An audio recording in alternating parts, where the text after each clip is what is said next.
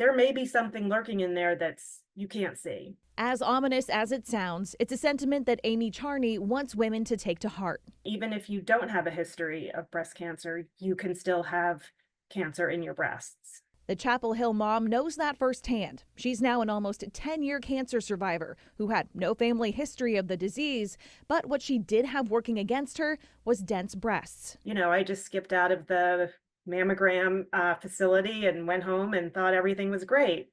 Well, fast forward 6 years later, when I'm 46, I discover a tiny lump myself. Her following mammogram was normal, but doctors still ordered an ultrasound. Well, that's when everything shifted for me. As soon as they did the ultrasound, you could see the look on the radiologist's face, and there was concern. And so that led to my breast cancer diagnosis. According to Susan G. Komen, Charney is among the 40 to 50% of women ages 40 to 74 who have dense breasts. It's actually the description of the ratio between the fat in your breast and other types of tissue.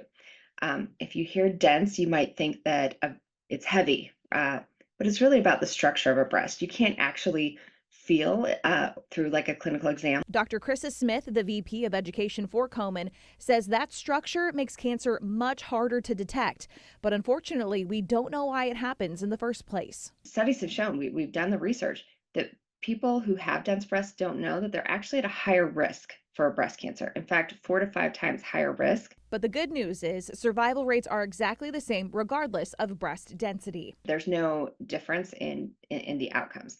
And that's really great. Charney is living proof of that. She even ran the Boston Marathon while undergoing chemotherapy at UNC. Running is always something that I've loved to do. And so I, really tried to, keep being the most myself that I could throughout and not identify myself as a cancer patient. As a proud cancer survivor, she says it's now her job to make sure women pay attention to that fine print at the bottom of their mammogram. An awareness, I think, is at least the first step into having people advocate for themselves and being able to talk to their doctors, and doctors maybe saying, you know what, even though you don't have a risk, but you do have dense breasts, let's, keep an extra watch on you. Annie Satowski, Queen City News.